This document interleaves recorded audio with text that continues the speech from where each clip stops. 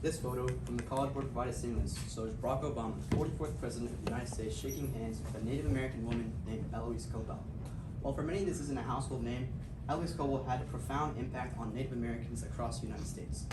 She was the lead plaintiff in the Cobell v. Salazar case, where it was investigated if the United States Treasury had mismanaged Native American trust funds. The result of this class action lawsuit was $3.4 billion going back to these Native Americans. This is just one of the many examples of why diversity in the United States is so important. So many diverse backgrounds, so many different perspectives, so many different ideas. It allows for progressiveness and change in the United States. This encouragement of diversity also means encouragement of diversity in education.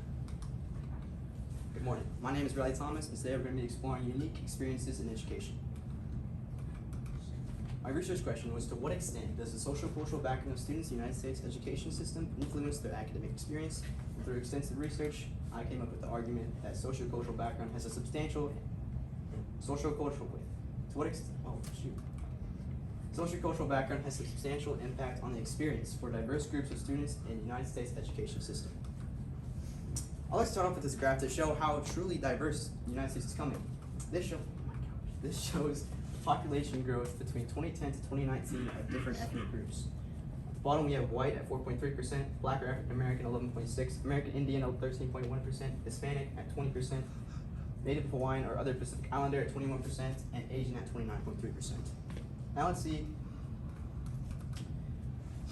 how these students of different social cultural backgrounds can have a unique experience. It often correlates with these three factors: expectations, discrimination, and communication. We'll start with expectations. A study it's called the NELS, National Educational Longitudinal Study, asked parents of 8th grade students of different ethnic groups if they believed if they expected their child to obtain a bachelor's degree level of education. 50% of Latino parents, 60% of African American parents, 62% of European American parents, and 80% of Asian American parents said they did expect this. So now that we see there's a correlation between social cultural background and expectation, let's see how these expectations affect these students and their experiences in education. It all starts off with the level of parental expectations. High or low, this can affect four factors of student motivation, student academic self-efficacy, which is how inclined a student is to do work without being asked, parental involvement, and teacher evaluation of expectations, which is linked with parental involvement, as the more involved the parent is, the more likely they're to be in contact with the teacher and tell them, this is what I expect of their student, which in turn would most likely cause the teacher to put those same expectations on the student in class.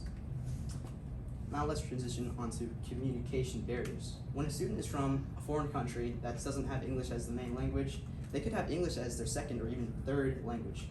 This can lead to factors such as communication apprehension, which is the nervousness when put in a situation where they have to communicate, fear of negative evaluation, which is the fear of maybe being judged for their lack of proficiency, and finally text anxiety. Now most people have this no matter what language you're fluent in, but when you're not as fluent in English, it adds an extra layer of anxiety, as you not only have to understand the concept that was taught in the class, you have to understand the English questions that are most likely going to be on the test. These all lead to foreign language anxiety, and this causes a unique experience for students, as if you compared a student who had to deal with this foreign language anxiety to a student who didn't, they would have vastly different experiences.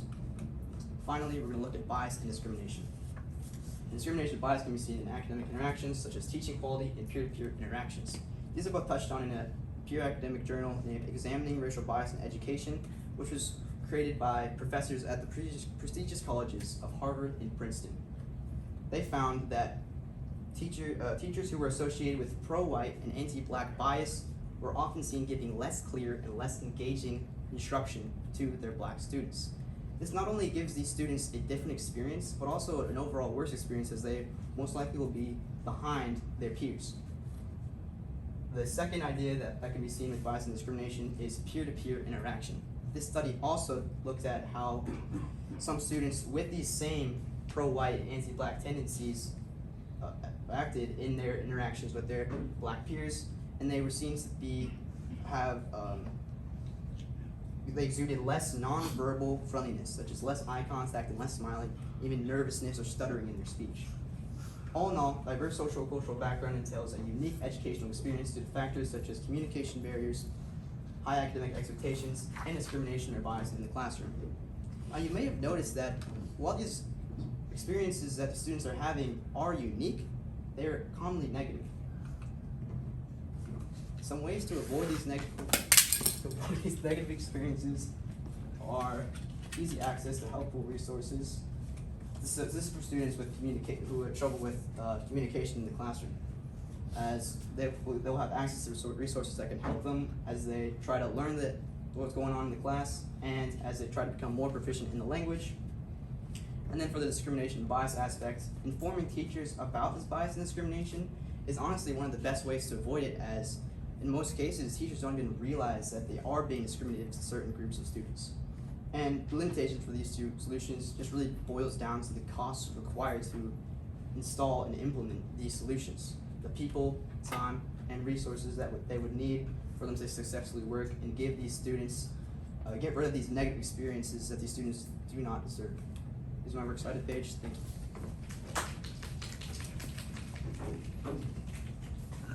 All right, 2 questions for you. First up, how did your research question evolve as you moved your way through this whole process? Yeah, so I actually started with 100% focus on the parent expectations, and then I realized that I wasn't finding enough research and sources, but I also realized that it would be better as part of the puzzle instead of the whole puzzle itself. So then I transitioned into how a piece of it to how students with different social cultural background are affected and how it's a factor that plays into their experience. All right. And what advice would you have for people that want to look into this in the future? So the advice I would give to people wanting to look into this in the future is just be very careful with the sources you choose. As I focused on the American education system, and a lot of the sources I was seeing was the data and were collected in places like Great Britain, India, anywhere in the country. So you just gotta be very careful when choosing your sources because they might not be valid if they're what you're trying to find.